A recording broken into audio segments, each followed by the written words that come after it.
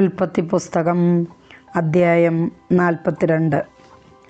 ജോസഫിൻ്റെ സഹോദരന്മാർ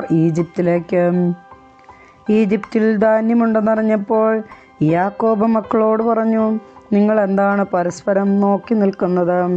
അവൻ തുടർന്നു, ഈജിപ്തിൽ ധാന്യമുണ്ടെന്ന് ഞാൻ കേട്ടു.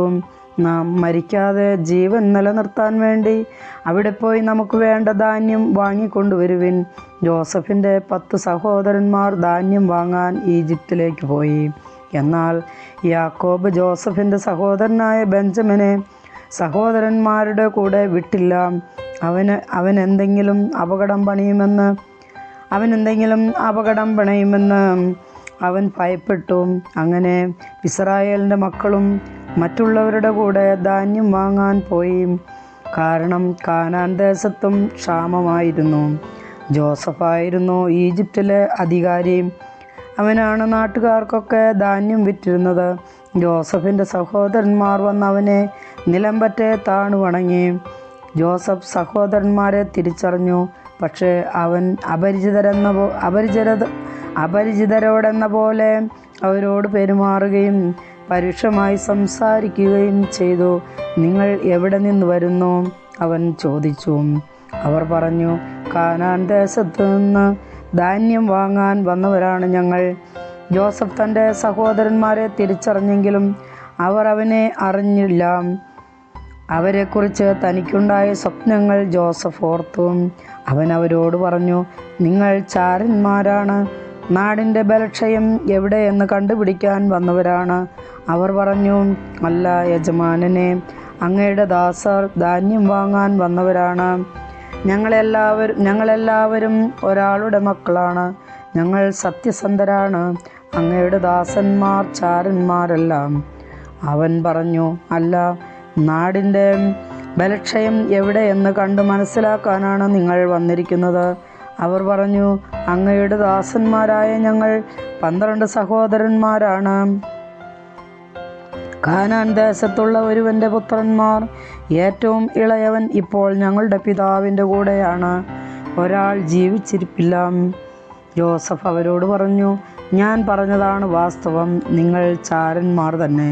ഫറവോയുടെ ജീവനെ പ്രതി സത്യം, നിങ്ങളുടെ ഏറ്റവും ഇളയ സഹോദരനെ ഇവിടെ കൊണ്ടുവന്നിട്ടല്ലാതെ നിങ്ങൾ ഈ നാട് വിട്ടു പോവുകയില്ല.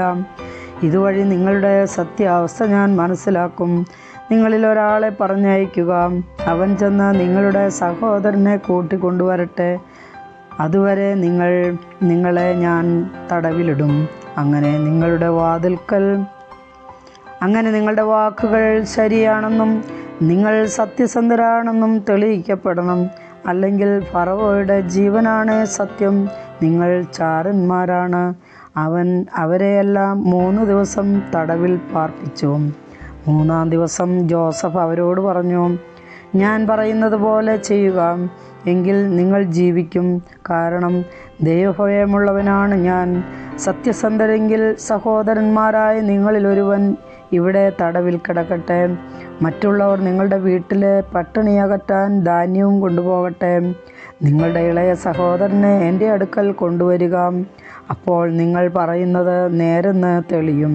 നിങ്ങൾക്ക് മരിക്കേണ്ടി വരികയില്ല. അവർ അപ്രകാരം ചെയ്തു. അവർ തമ്മിൽ പറഞ്ഞു, ഇത് നമ്മുടെ സഹോദരനോട് നാം ചെയ്തതിൻ്റെ ഫലമാണ് തീർച്ച. അവൻ അന്ന് കേണപേക്ഷിച്ചിട്ടും അവൻ്റെ പ്രാണസങ്കടം കണ്ടിട്ടും നമ്മൾ അവന് ചെവി കൊടുത്തില്ല. അതുകൊണ്ടാണ് ഈ ദുരിതം നമുക്കിപ്പോൾ വന്നിരിക്കുന്നത്. അപ്പോൾ റൂബൻ പറഞ്ഞു, കുട്ടിക്കെതിരെ തെറ്റ് ചെയ്യരുതെന്ന് ഞാൻ അന്ന് പറഞ്ഞില്ലേ? നിങ്ങൾ അത് കേട്ടില്ല. അവൻ്റെ രക്തം ഇപ്പോൾ പകരം ചോദിക്കുകയാണ്. തങ്ങൾ പറഞ്ഞത് ജോസഫിന് മനസ്സിലായെന്ന് അവർ അറിഞ്ഞില്ല. കാരണം ഒരു ദ്വിഭാഷിയുടെ സഹായത്തോടെയാണ് അവർ ജോസഫുമായി സംസാരിച്ചത്. ജോസഫ് അവരുടെ അടുക്കൽ നിന്ന് മാറിപ്പോയി കരഞ്ഞു.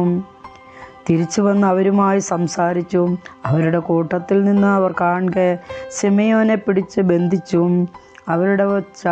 അവരുടെ ചാക്കുകളിൽ ധാന്യം നിറയ്ക്കാനും ഓരോരുത്തൻ്റെ ചാക്കിലും അവനവൻ്റെ പണം തിരികെ വയ്ക്കാനും യാത്രയ്ക്ക് വേണ്ടത് കൊടുക്കുവാനും അവൻ കൽപ്പിച്ചു.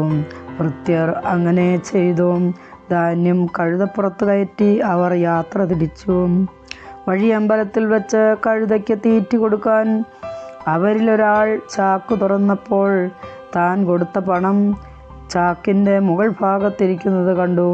അവൻ സഹോദരന്മാരോട് പറഞ്ഞു, എൻ്റെ പണം ചാക്കിൽ തിരികെ വച്ചിരിക്കുന്നു. ഇത് കേട്ടപ്പോൾ അവരുടെ ഹൃദയം സ്തംഭിച്ചുപോയി. പേടിച്ചു വിറച്ച് മുഖത്തോട് മുഖം നോക്കിക്കൊണ്ട് അവർ പറഞ്ഞു, എന്താണ് ദൈവം നമ്മോട് ഈ ചെയ്തിരിക്കുന്നത്? കാനാൻ ദേശത്ത് തങ്ങളുടെ പിതാവായ യാക്കോബിൻ്റെ അടുത്ത് തിരിച്ചെത്തിയപ്പോൾ നടന്നതെല്ലാം അവർ അവനോട് പറഞ്ഞു.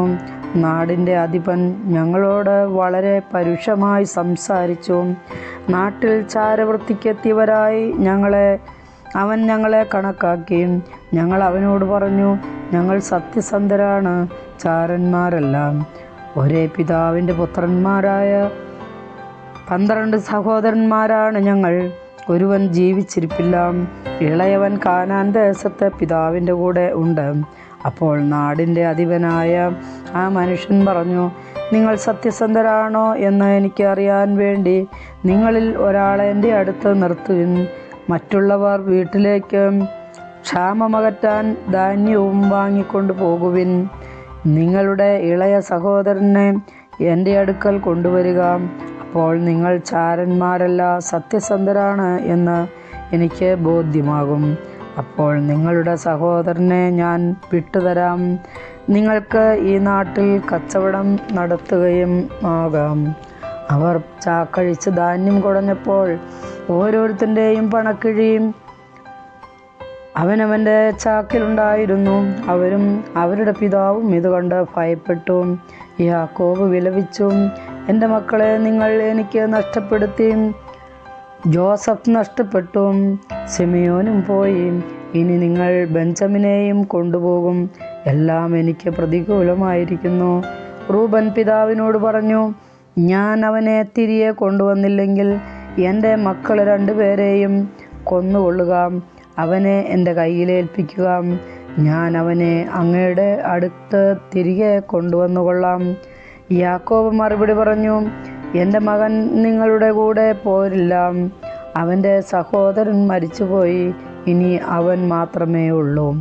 വഴിക്ക് വെച്ച് അവനെന്തെങ്കിലും സംഭവിച്ചാൽ തലനരച്ച് എന്നെ നിങ്ങൾ ദുഃഖത്തോടെ പാതാളത്തിലേക്ക് തള്ളിവിടും. കർത്താവിൻ്റെ വചനം.